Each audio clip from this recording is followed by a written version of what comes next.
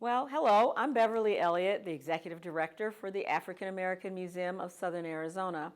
We're delighted to have you here. One of the reasons we have this amazing museum is because of the question of a 7-year-old.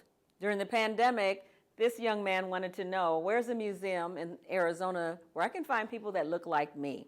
Well, there wasn't one, so we are the first in the state of Arizona.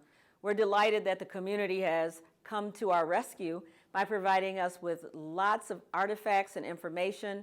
So if you come to the museum, you'll hear legacy stories, which are stories that are provided by a family member, and that's because the person they're talking about has passed away. You'll listen to oral histories and find out that there are people here who were the first at doing many things as African Americans in southern Arizona. We also have a display of Fred Snowden.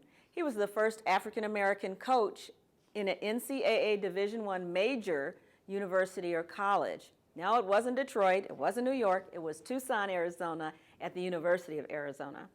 Well, one of our exhibits that we're most proud of is the Buffalo Soldiers. And the Buffalo Soldiers were African American cavalry, the 9th and 10th Cavalry. They came out here to Arizona. How? Well, they came on horseback. This was in 1866. So some of these amazing pictures depict some of the different battles, how these men lived, how they took care of each other, all throughout that time period, which was about 1866 to 1880. One of the things people aren't aware of, that there was a stagecoach robbery right outside of Tucson, and it was called the ambush, the Wham Paymaster ambush. What was that about? Well, Buffalo Soldiers, along with regular soldiers who were leading a stagecoach to pay the cavalry and all the men in the service. Well, it was about $26,000, which is about $900,000 right now. So it was a lot of money. Well, some people rolled some big rocks down the side of a mountain and ambushed them. They began shooting at them. Well, they got away with the money. However, there were a couple of heroes. One of those heroes is displayed here at the museum, and his name is Sergeant Benjamin Brown. Sergeant Benjamin Brown ended up with 6 to 7 bullets, but he saved his comrades, and he went on to become what was one of the first African Americans to receive the Medal of Honor. So we are very proud to have his picture here. As a matter of fact, that picture was sitting on the mantle of his great niece, and she had no idea who he was, and she was 30 years old, and she finally said, is somebody going to tell me who this guy is? And she did some research. That's when she found out she had a hero in her family. That's one of the things we want to make sure that as African Americans, as people of color, but anyone, if you have the time, find out whose shoulders you stand on.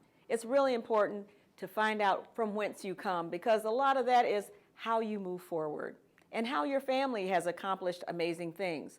One of our displays here is also a family history area. We want you to understand what a pedigree chart is. What was your grandmother's maiden name? What are some of the traditions in your family? Do you celebrate New Year's as some African American families do with black-eyed peas and greens and cornbread? Or maybe you make tamales at Christmas. So all of those things are important parts of our lives and our traditions, and we want you to understand that that has been passed down over the years. That's a part of your own history. We also have the Crown Act here. The Crown Act is about hair discrimination against texture as well as hairstyle, and it's primarily started because of African American women forced to straighten their hair. Well, guess what? The House passed it, the Senate didn't, but that's okay. One of the things we want you to know, if you're going around with green hair, purple hair, blue hair, that's because Dove and African American women have pushed for that legislation to get passed. We're working on that for the state of Arizona. We hope that you will support us with that. Thank you.